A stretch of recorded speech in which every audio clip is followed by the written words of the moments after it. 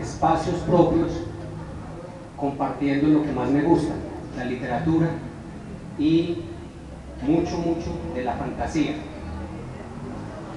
Lo que les traigo esta noche, como habrán visto en el pequeño programita que les di, para los que no lo tienen, les comparto más o menos, básicamente era que supieran quién es este personajillo que está aquí sentado, que quiere compartir con ustedes de corazón algunas letras de la literatura universal y retomar algo que se ha perdido hace mucho tiempo.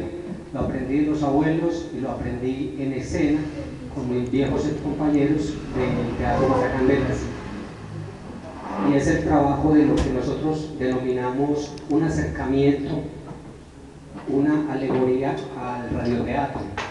Y es, trataré de darle lo mejor de mí para compartirles unos textos que están previamente seleccionados, porque si nos pusiéramos al azar a que ustedes escojan, no terminamos nunca, porque cada uno tenemos gustos muy diversos. Entonces yo les quiero regalar algunos de los que son de mi predilección. Para eso entonces he hecho una pequeña selección de cuentos, y que, como en las peleas de boxeo, el que diga que ya está mamado, que tiene la toalla. Entonces por ahora vamos a disfrutar. Bienvenidos a esta noche fantástica.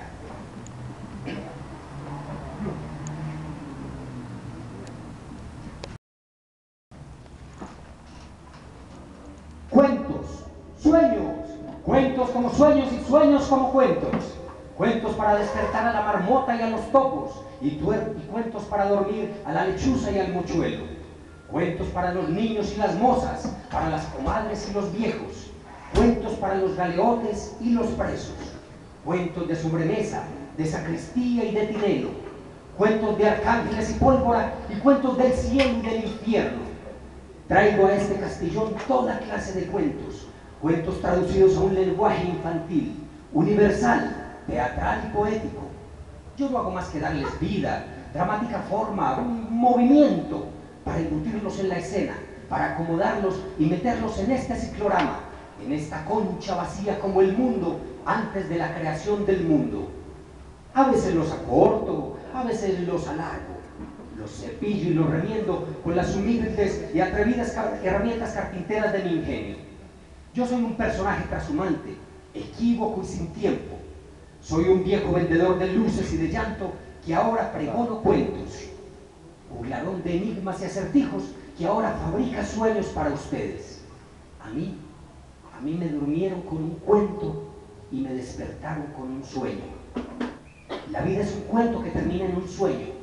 La historia es esa serpiente que se muerde la fábula, y el poeta, el cronista de la realidad y del misterio. Cuentos, sueños, cuentos como sueños y sueños como cuentos. Cuentos para todos, cuentos para dormir a la lechuza y a la hiena, y cuentos para despertar a la marmota y a los topos. Ahora que ya lo sabéis todo, quién soy, de dónde salgo y qué pretendo, decidme, ¿qué queréis? ¿Queréis un cuento trágico o uno burlesco? ¿Queréis un cuento donde juegue la audacia o el enredo? ¿Queréis un cuento de sorpresas o de ingenio? No, o un cuento de amor que marche con un ritmo de danza y termine en un simple caramelo. O un cuento de pasiones primitivas con un final bárbaro y sangriento. O un cuento explosivo donde todos se vayan al infierno. ¿Qué queréis? Decidme.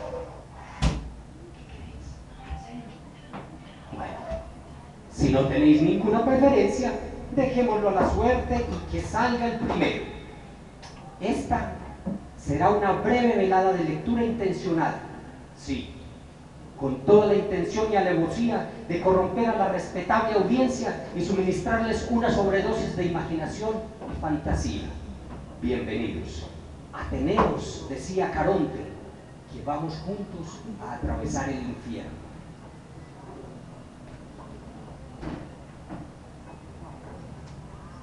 Hace algunos años, los celtas estaban en lo que ahora conocemos como la Gran Bretaña, Francia y sus alrededores. Allí celebraban el Año Nuevo el 1 de noviembre, o sea que que empezaban con el asunto desde el 31 de octubre en la noche, cosa poco comprensible. No se emborrachaban, qué desperdicio de ocasión, sino que lo tomaban con mucha serenidad, y sus sacerdotes se dedicaban la noche al Samaín, el caballero del tiempo de la muerte. Samaín, desde el 31 de octubre hasta el 2 de noviembre, era un tiempo sin tiempo. La sociedad celta, como todas las sociedades primitivas, estaba altamente organizada y estructurada, y cada uno sabía y tenía su lugar.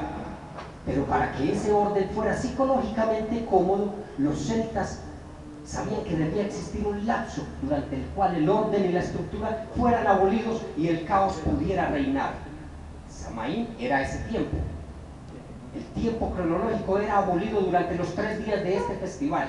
La gente hacía cosas inusuales. Los hombres se vestían de mujeres, las mujeres de hombres, grandes fogatas se encendían y crujían las maderas. Caballos y a veces hasta algunos humanos eran sacrificados para ahuyentar a las brujas y a los espíritus malignos.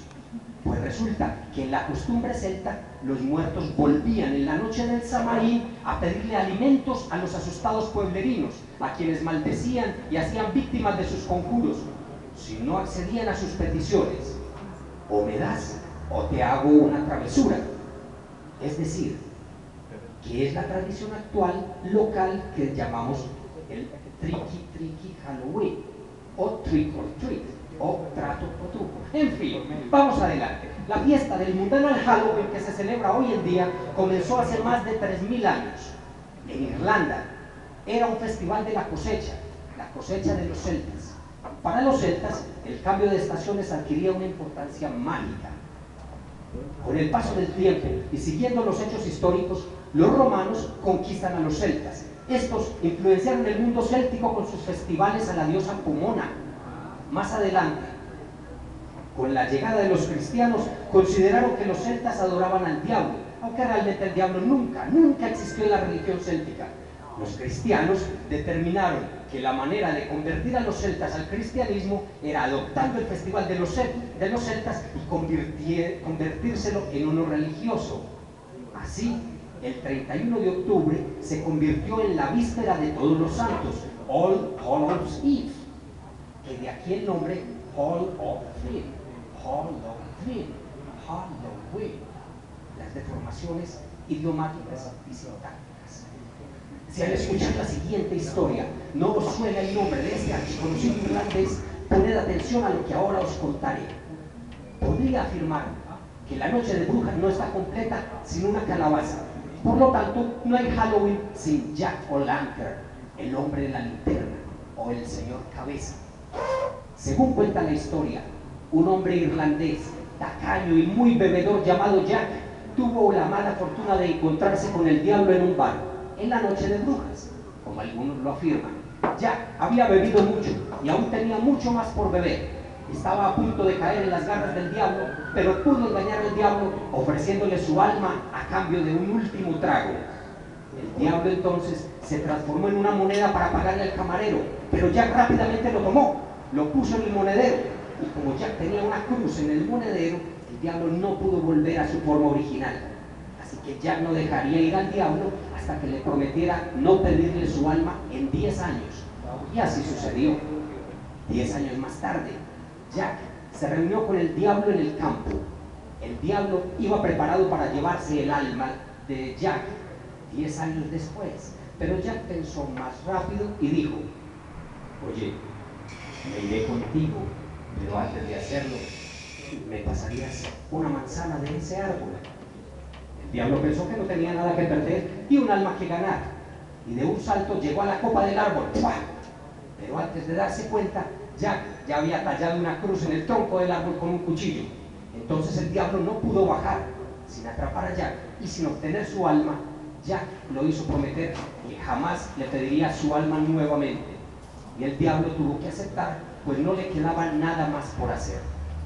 Jack murió unos años más tarde, pero no pudo entrar al cielo, y cuando intentó entrar, por lo menos al infierno, el diablo tuvo que enviarlo de vuelta, pues no podía tomar su alma.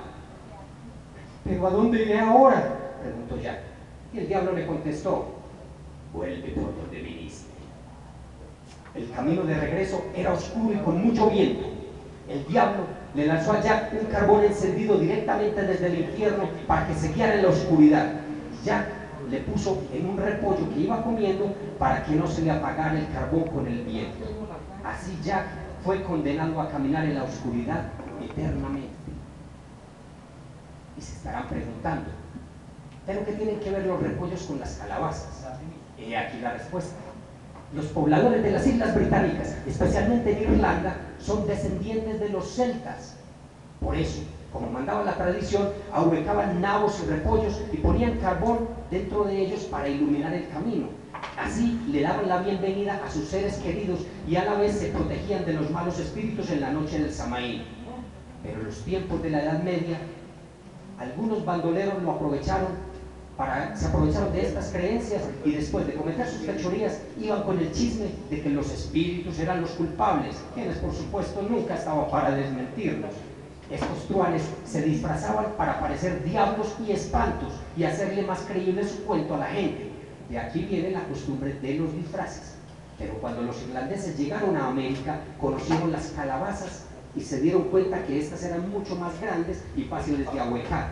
Desde entonces y desde ese tiempo, ninguna persona ha crecido sin conocer a Jack, el hombre de la linterna, mi señor Calabaza. Qué diabólicos juegos tiene la historia, ¿no? La iglesia, la Biblia y sus papás también saben de lo que hablo.